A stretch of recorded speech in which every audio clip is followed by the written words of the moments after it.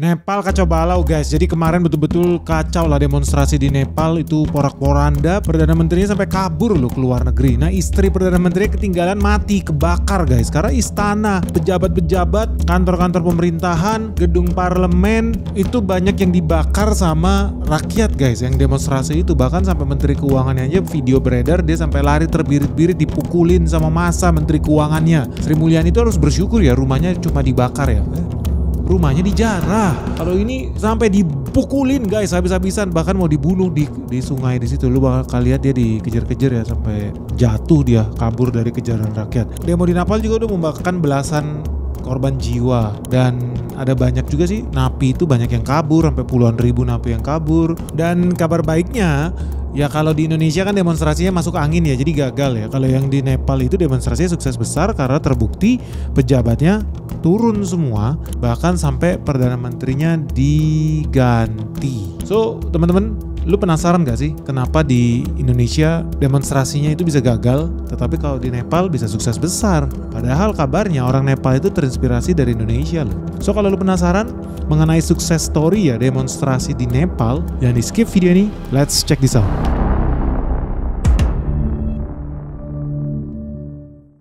Jadi buat teman-teman yang belum tahu ya, sejak tahun 2008 ya sampai detik ini, pemerintah Nepal ini memang sering banget yang namanya demonstrasi massal, kerusuhan, itu udah kayak sarapan nasi uduk lah kalau di Indonesia. Tiap hari orang sarapan nasi uduk itu udah kayak hal yang biasa. Nah dari sejak tahun 2008 sampai tahun 2025 itu kan cuma 17 tahun ya. Tapi ternyata dalam 17 tahun ini mereka itu udah berganti 14 kali pemerintahannya. Kan gila ya, lu bayangin ya. Artinya hampir tiap tahun ya, 1 tahun sekali, kadang-kadang 2 tahun, mereka itu ganti pemerintahan, ganti menteri, ganti presiden, ganti perdana menteri. Jadi lu bisa bayangkan dan negara ini selabil apa dan sekacau apa. Indonesia ini harus bersyukur sih sebetulnya, separah-parahnya kita pun ganti pemerintahan itu ya 5 tahun sekali. Ya syukurnya sih bahkan bisa 10 tahun sekali. Bayangkan kalau kita kayak si Nepal ini setiap tahun demo, setiap tahun ganti menteri, setiap tahun ganti presiden, negara kita nggak bakal punya peluang untuk jadi negara maju. Nah teman-teman tahu ya, tadi gue bilang sejak tahun 2008 mereka tuh selalu gonta-ganti, selalu rusuh, selalu demo. Nah di tahun 2008 itulah era dimana monarki berakhir tuh. Mereka pertama kali dipimpin oleh Maois pro China, itu namanya Puspa Kamal Dahal atau Prachanda.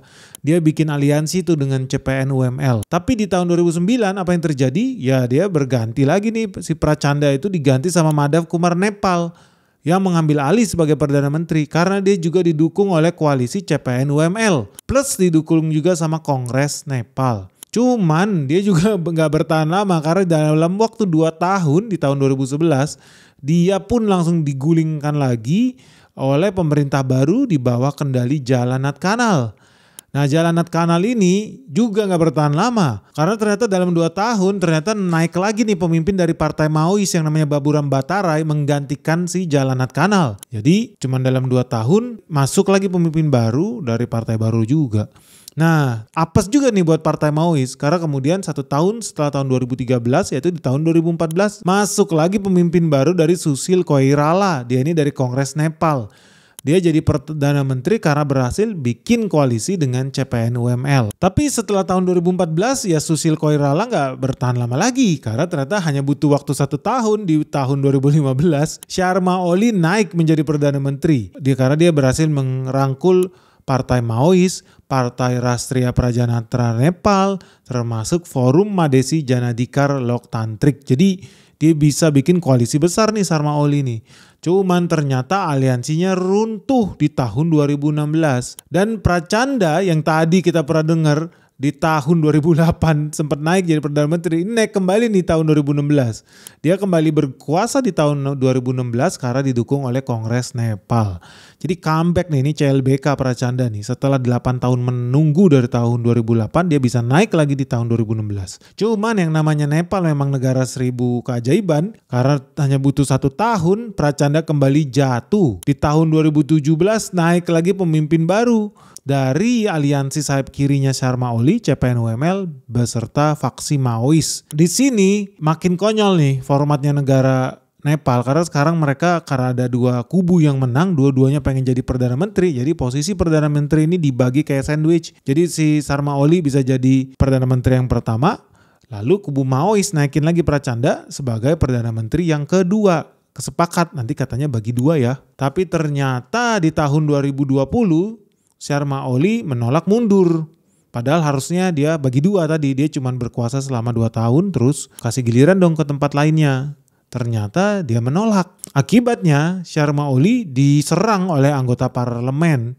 Tapi dia tetap kekeh menolak mundur, bahkan dia membubarkan DPR dan meminta pemilihan umum baru. Nah ini di sini lu bisa lihat ya, Sharma Oli ini hebat juga nih, mau bubarin DPR nih, udah kayak Gus Dur aja nih. Tapi ternyata sayangnya dia kalah guys, karena di bulan Juli 2021 Mahkamah Agung menghidupkan kembali parlemen dan mengangkat Sher Bahadur Deuba sebagai Perdana Menteri Nepal yang baru. Tapi juga gak bertahan lama, karena dari 2021 cuma butuh 1 tahun, di tahun 2022 Sher Bahadur Deuba digantikan oleh Prachanda. Nah Prachanda pun naik jadi Perdana Menteri yang sayangnya hanya bertahan selama 2 tahun. Karena begitu tahun 2024 ia diganti lagi dengan musuh lamanya yaitu Sharma Oli. Tapi kemudian di eranya Sharma Oli inilah terjadi demonstrasi yang paling besar sepanjang sejarah Nepal. Karena demonstrasinya berlangsung dengan brutal, hanya butuh waktu 1 tahun di September 2025. Naik Perdana Menteri baru Susila Karki yang diangkat menjadi Perdana Menteri Nepal melalui diskord oleh anak-anak muda di Nepal. Jadi dari sini lu bisa tahu guys, bahwa dalam 17 tahun terakhir, Nepal itu udah gonta-ganti pemerintahan sampai 14 kali. Kok bisa ya ada negara selucu itu? Dan ini semua terjadi sejak tahun 2008. Nah itu pertanyaan selanjutnya, memang apa yang terjadi ya? Kenapa gak dari kemarin-kemarin kekacauan ini terjadi? Kenapa harus sekarang? Anyway kita bahas dong. Kenapa sih Nepal itu bisa serusuh itu, demonstrasinya bisa sebrutal itu? Jadi demonstrasi di Nepal ini berlangsung gara-gara kalangan Gen Z itu iri guys. Marah dan mereka bisa dibilang kecewa ya dengan negaranya, dengan pemerintahannya, utamanya dengan anak-anak pejabat. Jadi pejabat di Nepal itu sama Indonesia 11-12, tololnya, korupsinya, gilanya, begonya itu sama. Dan udah tahu negara lagi susah, pengangguran di mana-mana. Lu tahu apa yang dilakukan oleh para pejabat di Nepal? Wah, sibuk bergaya hidup mewah, hedonisme gak ketulungan, pamer-pamer mobil mewah, makanan mewah. Dan yang paling sedih ya, bukan hanya pejabatnya yang gak ada otak itu, seperti di Indonesia juga. Cuman sampai anak-anak pejabatnya itu flexing kemana-mana. Dan kalau lu lihat videonya tragis sih. Dan makanya lu jangan heran ya, kalau lu melihat kok miris ya. Percis banget sama Indonesia. Udah anggota dewannya gak ada otak. Udah tau rakyat susah malah pamer-pamer kekayaan, flexing, tas mewah, tas pakai harga miliaran. Sekali makan kepiting harga 50 juta kalau di Indonesia. Terus bahkan mereka pakai perhiasan mewah, mobil mewah. Semuanya betul-betul gak nyambung. Betul-betul gak ada hati dengan ya realita hidup di bawah. Nah pemicu demo Gen Z di Nepal itu juga ya nyawanya karena ya mereka itu lagi sibuk cari kerja. Mereka lagi ketakutan dengan masa depan yang gak jelas. Tetapi mereka marah dengan kemewahan yang dipamerkan oleh anak-anak pejabat itu. Yang menjadi penguasa bukan karena mereka pintar dan punya otak, tetapi karena nepotisme.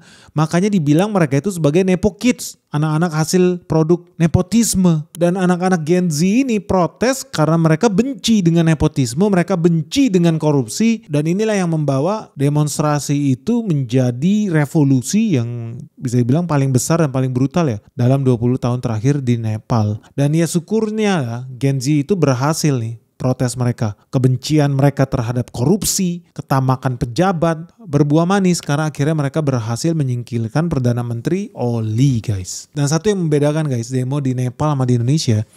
Kalau demo di Indonesia itu banyak diboncengin sama ya pejabat juga sebetulnya. Dan diboncengin sama LSM, dalam negeri sama LSM asing. Terus diboncengi oleh kepentingan-kepentingan ya jagoan-jagoan kecil lah di Indonesia. Beda dengan di Nepal. Di Nepal itu demonya itu betul-betul pakai semangat Gen Z. Gen Z itu yang menentukan suara loh. Gen Z itu pencoblos terbanyak loh. Tapi Gen Z juga yang dibuat paling menderita oleh pemerintahan, bukan Indonesia. Indonesia mah baik. Oleh pemerintah yang ada di Nepal guys.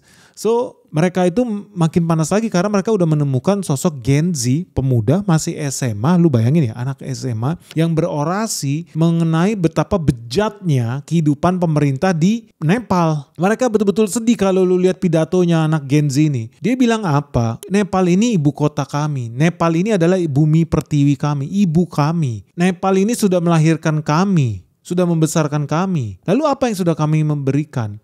Kami rakyat Nepal itu sudah memberikan kejujuran kami, kerja keras kami, kontribusi kami. Tetapi apa yang kami terima? Kita diikat oleh rantai perbudakan, rantai pengangguran. Kita dipaksa hidup miskin, sementara mereka para penguasa pejabat hidup dengan kemunafikan, dengan harta kekayaan yang mereka rampas dari kita, dengan hasil korupsi. Kita dijebak oleh kesombongan, oleh keserakahan para partai-partai politik yang brengsek, korupsi sudah menjerat kita, mematikan semangat hidup kita, mematikan masa depan kita. Dan dia bilang, youth rise, anak muda bangkitlah, kalianlah pembawa obor perubahan. Nah ini sama seperti Indonesia sebetulnya. Di Indonesia ya Gen Z-nya sebetulnya nggak dilibatkan karena semuanya cuma good news guys, kabar spesial buat kalian karena Sekolah Saham Benix Season 8 akan segera dibuka dan temanya luar biasa menarik nih, khusus buat teman-teman investor pemula di IHSG yang bingung cara beli saham,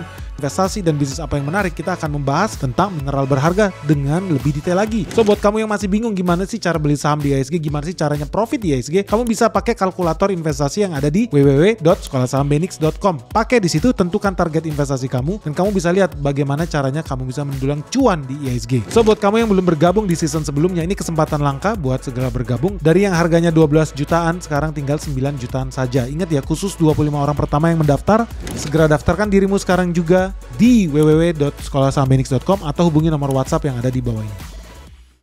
Di Indonesia ya Gen Z-nya sebetulnya nggak dilibatkan karena semuanya cuma settingan-settingan aja, demonya demo settingan. Makanya ketika gue lihat tuntutan-tuntutannya juga tuntutan-tuntutan tolol. Pecat Saroni, turunkan anggota DPR gitu, sebut-sebut nama gitu kan. Apa yang dituntut itu kok cuma hal-hal receh. Jadi mereka beda dengan yang di Nepal. Nepal itu menuntut perubahan sistem. Kalau di Indonesia perubahan oknum. Maksudnya apa? Tuntut ganti oknumnya. Orang-orang itu yang di-mention sama mereka lah. Coba lu baca tuntutannya si cewek itu. Nanti bacain tuh isinya nama-nama orang doang di situ. Keinginannya apa? Ganti pemain doang. Sama aja kayak demo 98. Yang diinginkan bukan perubahan sistem tetapi apa? Ganti pemain dong. Lo kan udah duduk enak di situ. Sekarang masuk pemain baru dong biar bisa korupsi lagi dong kan gitu. Itulah tuntutan mereka. Ya beda dengan tuntutan gua. Kalau lu lihat tuntutan gua jelas. Koruptor hukum mati. Potong generasi. Orang yang usianya di atas 50 tahun ke atas suruh pensiun dini. Selesai. Paksa dia pensiun. Kasih dia pesangon. Ganti generasi baru. Yang exposure-nya ke korupsi itu ya gak terlalu besar lah sebandingkan generasi-generasi tua itu. Karena kalau kita masih pelihara ya generasi-generasi tua yang cinta korupsi itu ya gak bakal berubah. Generasi muda gak bakal mau bikin perubahan di kementeriannya, di Pemdanya, di Pemprovnya, di tempat instansi di mana dia ditempatkan. Berat. Karena pejabat-pejabatnya itu orang lama yang gayanya gaya lama. Feodal semua, koruptor semua. So penting yang namanya potong generasi. Terus apa yang gue bilang juga, lu harus ada anti nepotisme. Anti nepotismenya apa? 2 derajat ke atas, 2 derajat ke bawah, nggak boleh ada anggota keluarga lu di situ. Jadi kalau lu udah kerja nih lu contoh, lu kerja di kepolisian. Anak lu nggak boleh kerja di kepolisian. Cucu lu nggak boleh kerja di kepolisian karena masih 2 derajat ke bawah. Begitupun 2 derajat ke samping. Lu punya saudara kandung pun nggak boleh. Lu punya sepupu pun nggak boleh. Ponakan lu juga nggak boleh. Karena hitungannya masih 2 derajat ke samping. Dengan begini apa? Lu bisa menghindari sebuah instansi negara berubah menjadi perusahaan pribadi. Karena kalau lu tetap pelihara orang itu dan dia membangun jaringan nepotisme di situ, anaknya masuk, cucunya masuk, tetangganya masuk, orang tuanya, omnya, pamannya, ponakannya semua masuk. Lama-lama itu bukan jadi institusi publik guys yang melayani rakyat. Lama-lama dia berubah jadi perusahaan milik pribadi yang kerjanya apa? Menghisap duit rakyat, pembayar pajak. Makanya penting perubahan sistem itu, ya pola pikirnya ya harus seperti itu. Makanya gue ketika ngeliat tuntutan kalau apa yang kemarin demo yang di Indonesia sama di Nepal ya beda jauh. Yang di Indonesia mintanya cuma ganti pemain, pecat si Eko Patrio, pecat si Saroni, apa? Bodoh banget, nggak jelas gitu loh, nggak penting. Mereka itu anggota DPR itu cuma karyawan, cuma budak. Mereka mau menang di situ mereka pakai duit sponsor. Lu ngurusin remeh-temeh sekali gitu loh, dipotong lehernya pun mereka tinggal masukin orang baru, karyawan baru, selesai. Tapi gue salut jujur sama sayap kiri yang satu ini bagus, salah satu peliharaan George Soros yang bagus menurut gue. Jadi ada sih sebetulnya beberapa faktor yang kita udah identifikasi ya kenapa demo di Nepal itu bisa semarah itu mereka. Yang pertama itu tingkat pengangguran di Nepal itu sudah sangat tinggi guys. Mereka sudah mencapai angka 32%. Itu udah mencapai 32% dari total populasinya mereka. Jadi populasi mereka itu kecil loh, cuman 29 juta orang. Tapi kalau 32% kan berarti sepertiganya. Jadi alias hampir 9 juta orang yang nganggur. 1/3 lu bayangin, 1/3 orang nganggur di Nepal. Di Indonesia, kenapa masih belum separah itu demonstrasinya? Karena di Indonesia pengangguran menurut Biro Pusat Skenario, di Indonesia itu penganggurannya cuma 7 juta orang guys. Karena penduduk kita 280 juta, ya angka pengangguran kita di bawah 5%. Nggak terlalu menyakitkan lah dari sisi itu. Mungkin juga ya karena ada ojol guys. Jadi di Indonesia lu nggak disebut pengangguran kalau lu jadi ojol. Jadi lu bisa tetap narik ojek atau yang lainnya lah. Atau jadi delivery buat GoFood atau Shopee Food. Jadi lu bisa ada alternatif dibanding nganggur, lu jadi driver ojol. Ini salah satu hal yang parah nih soal Nepal itu, karena 1/3 orang nganggur. Ini contoh buat di Indonesia. Kalau nanti ya angka pengangguran di Indonesia makin lama makin tinggi, siap-siap ya lu yang jadi pejabat hari ini, lu bakal berubah jadi sate ayam lu. Dipotong cincang-cincang lu dibakar, sama seperti yang kejadian di Nepal. Istri Perdana Menteri Nepal, orang nomor 1 di Nepal, dibakar hidup-hidup. Itu fakta. Lu maka jangan enak-enak lu duduk di kursi pejabat, penguasa. Bentar lagi nih Gen Z nih ambil alih nih. Mereka bisa bunuh lu. Berubahin lu jadi sop sayur di warteg dibagikan tuh. Apa nggak mungkin? Mungkin. Itu pun sudah sempat terjadi di Cina. Kelaparan massal, pejabat dibunuhin, dimasak rame-rame. Karena orang susah cari makan. By the way, gimana ya rasanya daging pejabat ya? Yang kedua nih, kenapa demonstrasi di Nepal itu juga bisa sukses besar ya? Karena memang jeritan hati mereka itu betul-betul sudah sedemikian miris guys. Tingkat kemiskinan ekstrim di Nepal itu mencapai 20%. Artinya 1/5 manusia di Nepal itu miskin ekstrim. Lu bayangin miskin ekstrim. Nah berbeda dengan di Indonesia. Indonesia itu yang miskin itu cuma 8%. 8,47%. Tentu ini data versi Badan Pusat Skenario gitu ya. Kalau versi Bank Dunia beda lagi. Kalau versi Bank Dunia 68% penduduk di Republik Indonesia miskin. Nah inilah kesalahannya Nepal. Nepal tidak membangun Badan Pusat Skenario. Akibatnya yang dipakai data-data real gitu loh. Orang jadi emosi dong baca data real itu, gila. 1/5 rakyat di negara gue miskin, ekstrim lagi. Sedih dong, miris dong, marah dong. Ya itulah yang harus dipelajari ya, Nepal kurang pinter nih mainnya Nepal nih. Next, yang ketiga ketimpangan ya. Kehidupan di Nepal itu betul-betul menyedihkan. Lu tahu ya gaji orang tertinggi di Nepal itu 11.300.000 per bulan gajinya.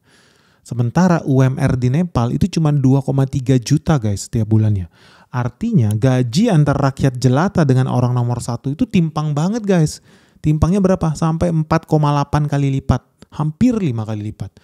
Jadi betul-betul timpang antara rakyat jelata sama penghasilan Perdana Menteri, bedanya hampir 5 kali lipat. Orang emosi lah lihat itu. Ini kok parah banget ya, sadis banget ya. By the way kalau di Indonesia gimana ya? Lu tahu gaji Indonesia itu punya presiden itu 62 juta guys. Nah UMR rata-rata ya nasional itu di 3 jutaan.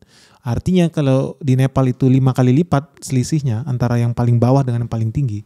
Di Indonesia itu 20 kali lipat. Jadi di Indonesia itu ya jauh lebih besar ketimpangannya sebetulnya. Makanya lu jangan heran ya bersama Menteri Sri Mulat.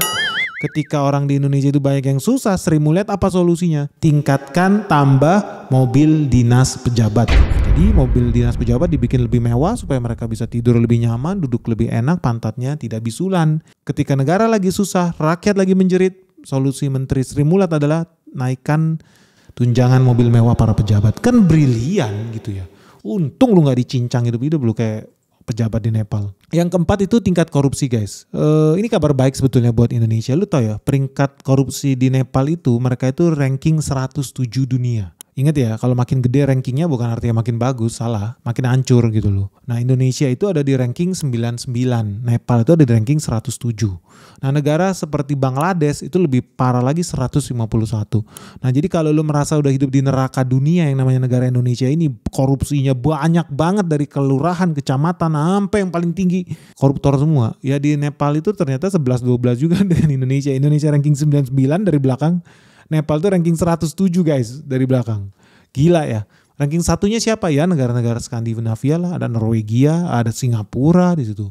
Ya kita cuma bisa iri lah sama mereka. Kok bisa ya negara mereka korupsinya rendah banget, kecil. Tapi ya di Indonesia semua orang berlomba-lomba jadi koruptor. Begitupun di Nepal. Makanya tragis ketika kita lihat gaya hidup pejabat di Nepal dengan gaya hidup rakyat biasa di Nepal tuh jomplang luar biasa. Dan gak ada hatinya ya. Anak-anak para pejabat di Nepal itu suka pamer guys.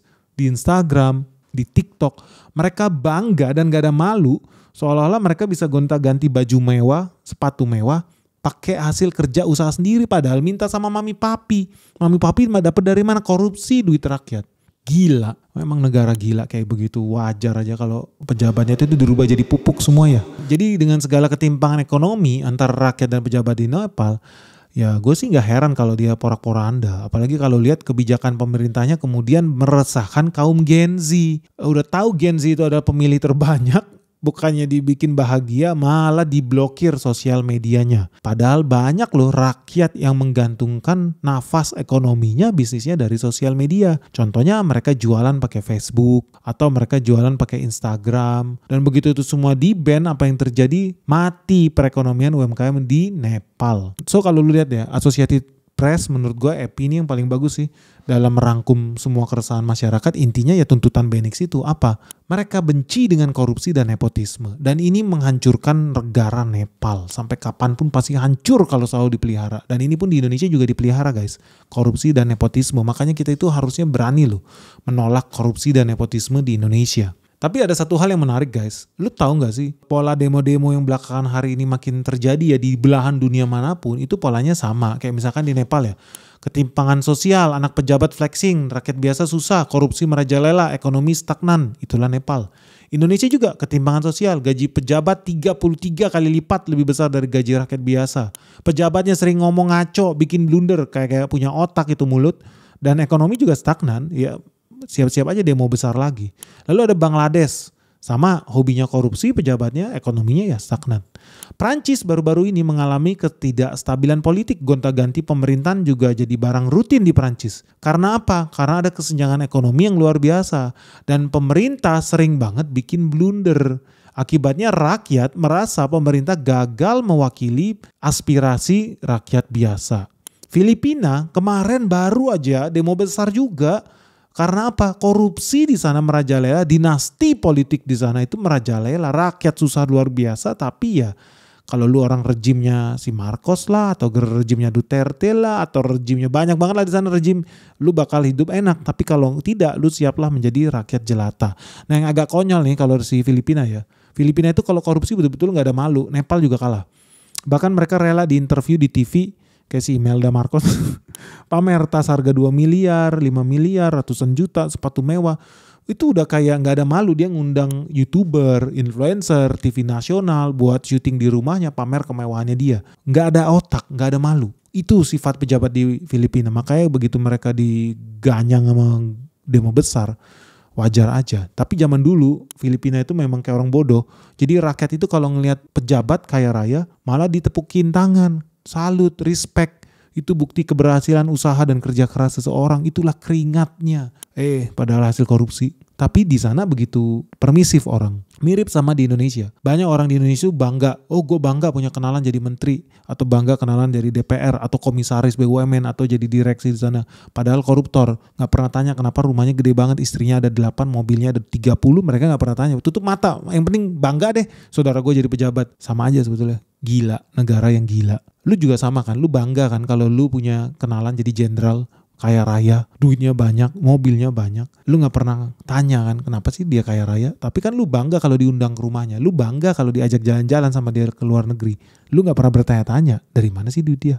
Iya kan? Jadi sama aja lu kayak Filipina. Lalu ada Timor Leste, kemarin juga demo besar tuh karena ada ketimpangan sosial. Nah ini paling fresh from the oven guys, ini Timor Leste nih beberapa jam yang lalu nih demo besar gara-gara sama juga anggota DPR-nya goblok, gak ada otak. Udah tahu negara lagi susah, mereka menggunakan solusi Sri Mulat. Apa solusinya kalau negara lagi susah?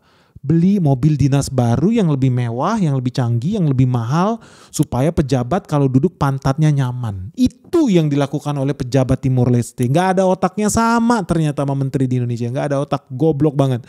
Akibatnya apa? Rakyat berontak, rakyat marah, dia dudukin itu kantor pemerintahan yang ada di Timor Leste. Bentar lagi mungkin kita bakal dengar barbecue, ya anggota DPR jadi barbecue di Timor Leste. Betul kan?